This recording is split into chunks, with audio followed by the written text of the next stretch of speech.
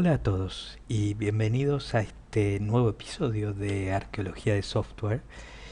En esta ocasión vamos a viajar imaginariamente a mediados de 1983 para correr la versión 4.2 de BSD, la variante de Unix que fue desarrollada desde mediados o la segunda mitad de los años 70 en la Universidad de California, en Berkeley.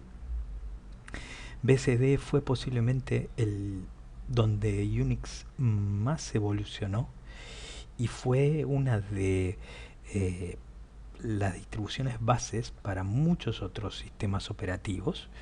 Los BSD que todavía existen hoy en día, OpenBSD, FreeBSD, NetBSD y un largo etcétera, todos descienden directamente de la versión 4 de BSD. En particular, la versión 4.2 de BSD fue la primera en incluir en su código la pila del nuevo protocolo de red TCP/IP. Hubo una versión previa de ese mismo año, 4.1 tanto, que incluía TCP como un patch, pero esta de mediados de 1983 ya incluía el nuevo protocolo TCP/IP.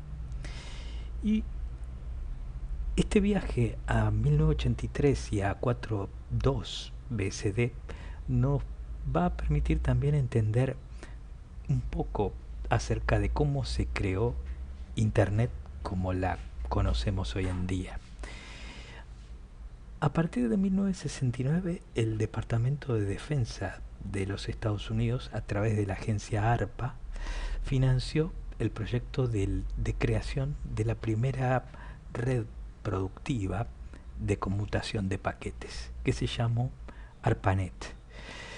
Esa red estuvo en funcionamiento a partir de comienzos de los años 70 con unos pocos nodos, y para principios de 1980 tenía unos cuantos nodos distribuidos a lo largo del territorio de los Estados Unidos, sobre todo en los centros de investigación que la agencia ARPA financiaba, que eran las principales universidades y algunas empresas que eran contratistas del proyecto, como por ejemplo BBN, que fue la responsable de crear el antecedente a los routers actuales. No vamos a entrar en mucho detalle de eso ahora. La cuestión es que ARPANET, el antecedente más directo de Internet, usó una pila de protocolos más elementales que se llamaron 1822. Era un protocolo de la capa de datos que comunicaba a los hosts, a las computadoras, con esos primeros routers que se llamaron IMPs, como se puede ver acá, ¿no? Y el protocolo de capa superior de transporte se llamaba NSP. Para ya finales de la década del 80 era evidente que con esa pila de protocolos la red no iba a poder escalar demasiado. Como se puede ver, había enlaces terrestres que unían distintas ubicaciones utilizando enlaces de unos 56 kbps, ¿no? Háganse un poco la idea de esa tasa de transferencia de datos, pero también ya había algunos enlaces satelitales, sobre todo con Londres y con Noruega, también con la isla de Hawái, ¿no? Para esa etapa ya el protocolo NSP daba señales de que no iba a poder escalar muy bien, sobre todo porque dos investigadores ya a esta altura súper conocidos, que fueron Robert Kahn y Vinton Cerf, eh, ambos trabajaban para ARPA, uno de ellos primero en BBN y el otro, Vinton Cerf, en la Universidad de California en Los Ángeles. Ambos ya habían empezado a diseñar el que sería la nueva pila de protocolos. Primero se llamó simplemente TCP, perdón, y después se desdobló en las dos capas, como lo conocemos, TCP/IP. Entonces, la idea de hoy es eh, experimentar esa primera versión de TCP/IP, y mi principal pregunta era, bueno, ¿aquella versión de TCP/IP sigue funcionando hoy en día? ¿En qué grado sigue funcionando 40 años después? Porque justamente este año se cumplen 40 años desde que se estableció, el 1 de enero de 1983, ARPA estableció que todos sus nodos debían pasar inevitablemente a utilizar TCP/IP. La siguiente cuestión es, ¿dónde puede correr esto? Y lo cierto es que NetBSD no corre, la versión original de 4.2 BSD no puede correr en una arquitectura de PC porque estaba hecho para esta mini gran computadora que estamos viendo en la imagen, que era una VAX 780, que como pueden ver tenía el tamaño de varias heladeras juntas en un centro de datos, ¿no? Hoy en día, gracias al trabajo de un desarrollador que trabajó para DEC en, en décadas pasadas, llamado Bob Sapnik, él inició un proyecto que se llama SimH, y es un emulador de una cantidad grande de, de arquitecturas de computadoras del pasado, ¿no? Vamos entonces a utilizar SimH para emular la VAX 780 y poder correr BSD 4.2 de 1983 en red. Lo que hice fue colocar en mi red local dos de estas máquinas virtuales y comunicarlas entre sí. Sin más, vayamos, perdón. La siguiente pregunta es, bueno, ¿cómo uno puede instalar 4.2? Bueno, se hace a partir de una serie de archivos originales, archivos de cinta que fueron preservados por el por distintos proyectos.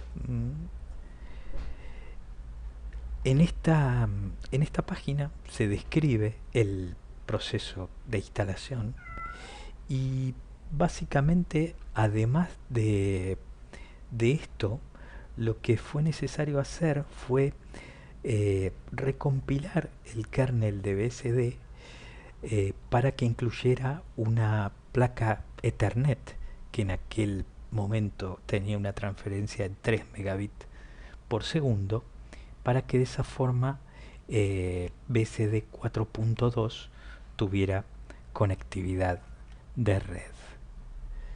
Ustedes pueden ver, este es un manual original de aquel tiempo. Está firmado por Bill Joy, que fue uno de los principales desarrolladores de BSD. En particular, él fue el que organizó la distribución de Unix de BSD, y 4.2 fue la última en la que él participó.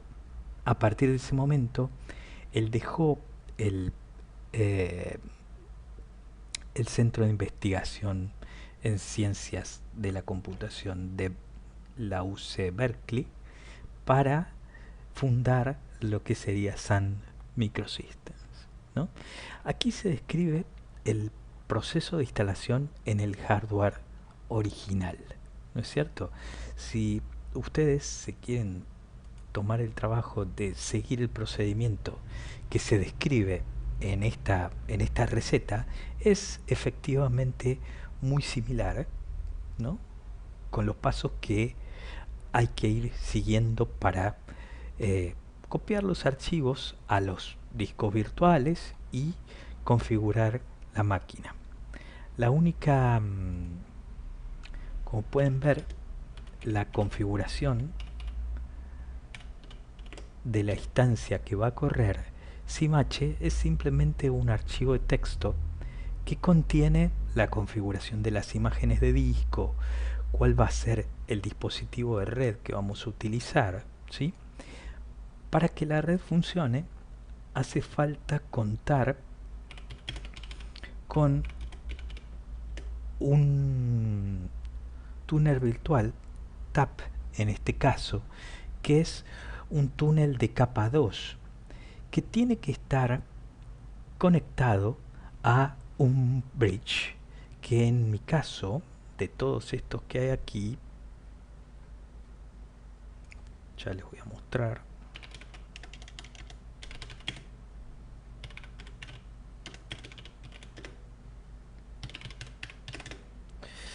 Como pueden ver, el dispositivo TAP está conectado a este bridge y a su vez el bridge está conectado a mi interfaz de red principal, ¿no? Creo que podemos ya, para que esto no sea demasiado aburrido, iniciar una cuestión importante. Fue necesario compilar SIMH porque la versión que venía con Debian del repositorio de Debian no soportaba bien el funcionamiento del networking. Ahí, como pueden ver, acaba de iniciarse BSD 4.2. Una primera cosa que me resultó divertida es este mensaje del día del MOTD.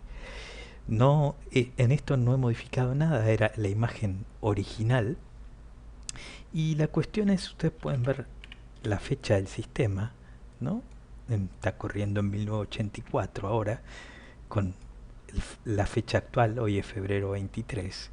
Pero este mensaje original era el mismo de una película que recuerdo haber visto, que fue Juegos de Guerra, esta que vemos acá. El personaje principal de aquella película hacía word dialing y conseguía conectarse a una computadora de, del, del área de defensa, ¿no? E iniciaba una simulación muy peligrosa, ¿no? Porque corría el riesgo de iniciarse una, una guerra nuclear. Eh, entonces, otra de las cosas, si uno da una mirada al archivo password, yo agregué mi usuario con el que voy a loguearme, pero aquí figura un usuario Falcon, entre muchas celebridades del mundo Unix, ¿no? Ken Thompson, Dennis Ritchie, eh, Eric Allman, el creador de SendMail, que ahora vamos a ver al programa funcionando, en fin, figura el profesor Falcon, que era el profesor de esa película. Si uno intenta loguearse con su usuario, hay que utilizar la misma clave que se usaba en la película, que era Joshua, y uno es invitado a jugar un juego y el mismo mensaje que recibe es el de la película, ¿no? Con lo cual hay en eso un juego relativamente divertido para hackers de 1983. Bien, como podemos ver, ya la placa de la configuración de Ethernet está configurada y hay corriendo algunos, algunos daemons, por ejemplo, Telnet, el servidor de correos en mail, FTP, cron, ¿no? Eh, y algunos más, ¿no? Remote login, un protocolo de enrutamiento RIP, en fin, una serie de servicios que ahora vamos a ver. Todos, para los estándares actuales, resultan completamente inseguros. Y como siempre repito, esto no tiene otro objetivo que el de ir e investigar cómo las cosas evolucionaron, porque al mismo tiempo, para los que están interesados en BSD o en las variantes de BSD, ir a ver la versión 4 de BSD ayuda a entender un poco acerca de Unix y BSD en particular, ¿no? Em, Telnet y FTP fueron las primeras aplicaciones desarrolladas por ARPA para ARPANET, ¿no? Si ustedes ven, una cosa importante es, en 1983 Internet no tenía resolución de nombres, no había servidores DNS o nada parecido, solo había un gran archivo etc host que tenía aproximadamente 600 líneas, ¿sí? Algunos de esos hosts son locales, están los que yo agregué a mi red local, ¿no es cierto? Eh, pero ese archivo se actualizaba a diario y de esa forma los diferentes hosts de la red tenían nombres que los humanos podían resolver, ¿no? Pero no había nada parecido a DNS, con lo cual ahí vamos a tener una primera limitación si queremos conectar o si queremos comunicar BCD con algún tipo de internet actual, ¿no? Una de las vamos a me voy a loguear con mi usuario.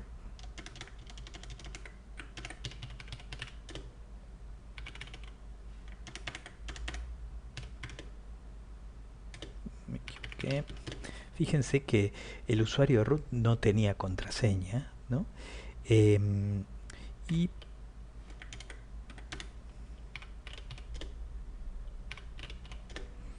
una cosa importante, vamos a setear la terminal a algo un poco más amigable, ¿no? Pero bueno, como pueden ver, ya estaba el editor VI. Edité un archivo, con lo cual movernos por el sistema, por los distintos archivos, no es algo tan complicado para lo que es para hoy en día.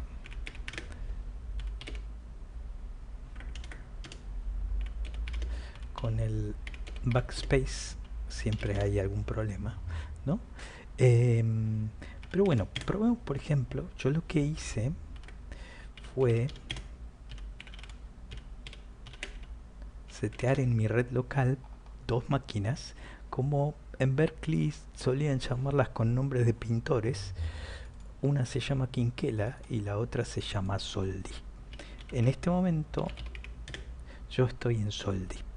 Puedo probar, por ejemplo, hacer un FTP a Quinquela. Me voy a conectar con el usuario de uno de los desarrolladores históricos y ahí estoy en el directorio home de ese usuario. Como pueden ver, la jerarquía de archivos era totalmente distinta a la actual. En el directorio etc había algunos binarios, ¿no? Como los demonios, sendmail, y muchos archivos que no eran necesariamente de configuración, ¿no? A la manera de BCD mucho tiempo antes de que hubiera algo parecido a systemd, los demonios que se levantan al inicio están en el archivo rc.local. Ven, aquí se inicia syslog, el servidor FTP, el servidor de root y la configuración de red que yo agregué.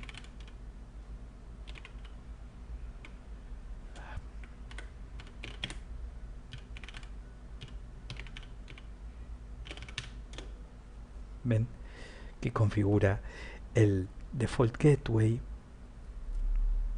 y la placa de red con la dirección de IP correspondiente. Otro servicio que podemos usar es Telnet, también por ejemplo para loguearnos a Quinquela. Ahí nos conectamos y podemos usar root. ¿Ven? Root no tiene contraseña y ahí estamos en Quinquela, ¿no?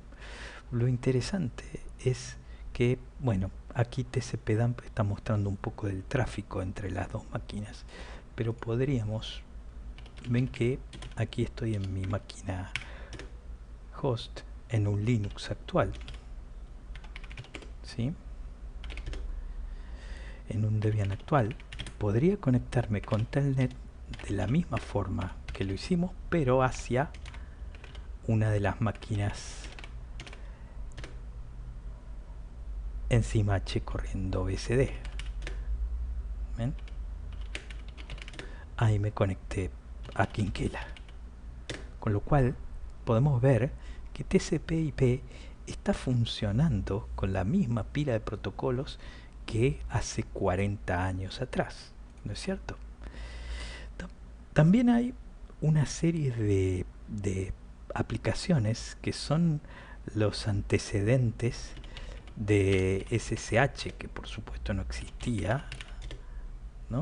Veamos, una de ellas puede ser, una cosa interesante es que tampoco existía, y al momento de hacer troubleshooting de red me resultó algo complicado, que no existía nada parecido al comando ping, ¿no? ICMP está implementado, ¿no? Uno puede hacer de vuelta desde la máquina host, si pingueamos a la máquina virtual de SIMH, nos responde, ¿no?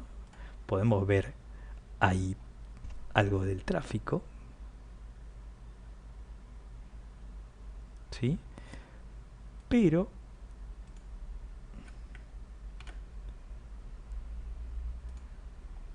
en BSD todavía no existía Peng, y eso fue porque el que desarrolló Peng lo hizo 6 meses después de la salida de esta versión, ¿no es cierto? Algunos algunos comandos de los que podemos hacer así, a ver, vamos a loguearnos aquí a la otra máquina, a Quinquela,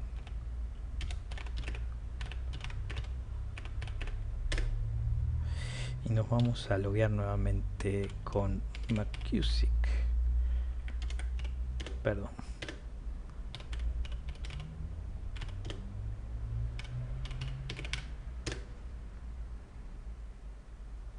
Algo interesante para el que quiera invertir un poco de tiempo es craquear las contraseñas de todos los famosos desarrolladores que están en el archivo passwd, ¿no? A ver, todavía no actualizó, pero el comando remote who nos tendría que decir qué usuarios están logueados en los sistemas de la red, ¿no? Y hay varias aplicaciones que son absolutamente ya inseguras, pero en 1983 Internet era algo muy distinto, como pueden ser RLogin, que de manera parecida a Telnet nos permite loguearnos al sistema remoto, ¿no? Fíjense que la relación de confianza se establece por el contenido de un archivo que se llama, si no recuerdo mal, opa,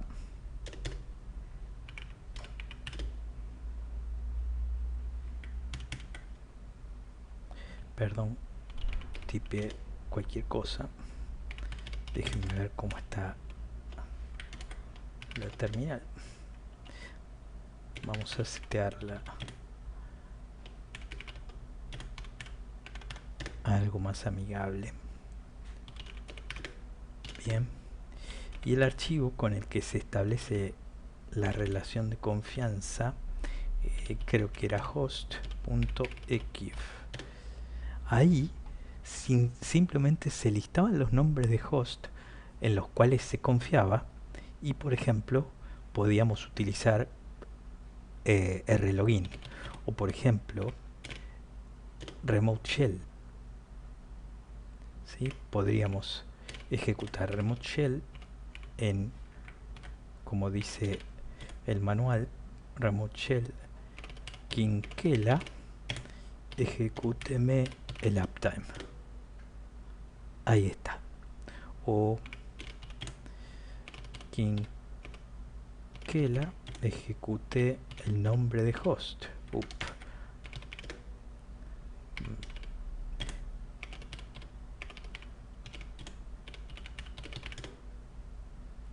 Ahí está, ¿no? También es el equivalente al SSH, ¿no es cierto? Remote login, remote shell. Pero también vayamos al directorio tmp, creemos algo.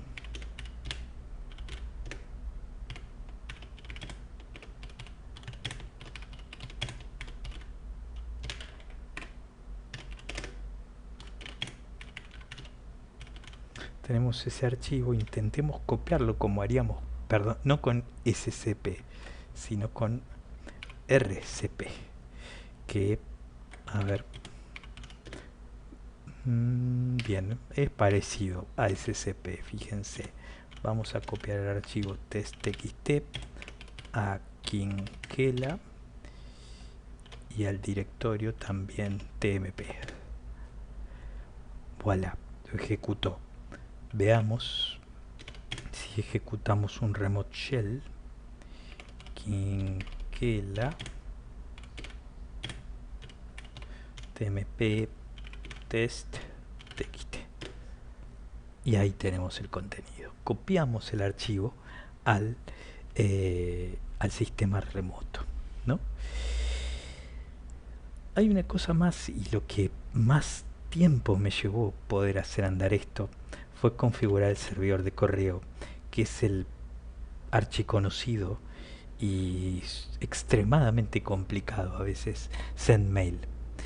Parte de su complicación, por decirlo de alguna forma, se debe a que en aquel momento, en los años 80, no había todavía un estándar de correo electrónico como fue SMTP. En definitiva, SendMail fue una de las implementaciones de SMTP. Si ustedes se fijan, finalmente pude configurar el archivo de configuración de SendMail para que los hosts de esta red se pudieran enviar mail, ¿no? Veamos, por ejemplo, me voy a loguear con mi usuario. Tengo algunos mails por ahí de correos que no pudo enviar precisamente mientras probaba, pero probemos enviar un mail que sea estoy probando desde Soldi.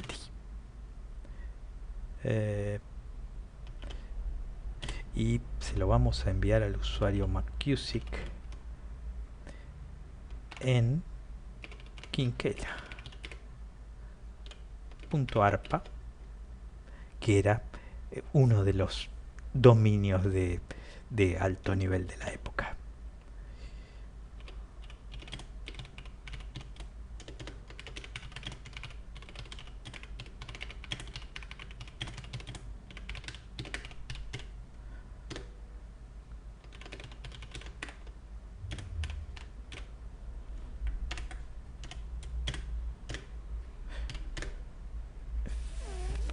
Voilà, fíjense que SaintMail nos dice que aparentemente le ha enviado el mail a su contraparte, a Quinquela, ¿no es cierto? Deberíamos ver eso aquí en tcpdump, pero acá, si se fijan, estamos logueados en Quinquela, ¿sí? Como el usuario McCusick, y podemos ver que efectivamente el mail ha llegado.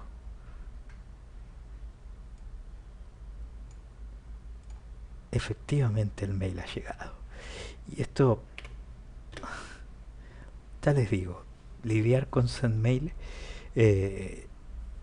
requirió bastante prueba y error hasta que uno entiende las cosas, pero así todo, hoy ya la tasa de uso de SendMail bajó mucho, pero 30 o 40 años después sigue siendo un servidor de correo utilizado, ¿no? A todos, o en particular cuando tengo que configurar alguno prefiero Postfix, pero SendMail está ahí. Volvamos un segundo a Soldi y ya para concluir, lo que quería hacer era intentar hacer un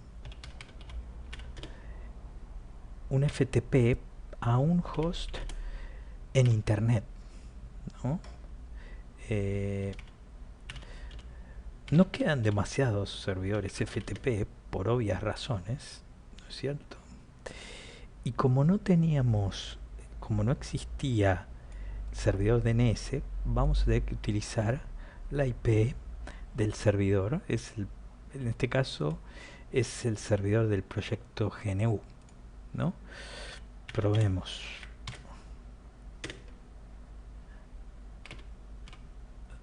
Anonymous.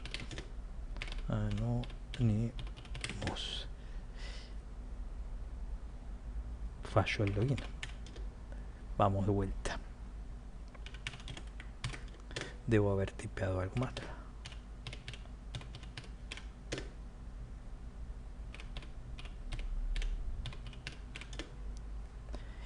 Y ahí estamos, logueados. Fíjense que de entrada nos dicen que pronto van a desactivar el FTP y que más vale que utilicen HTTPS, ¿no?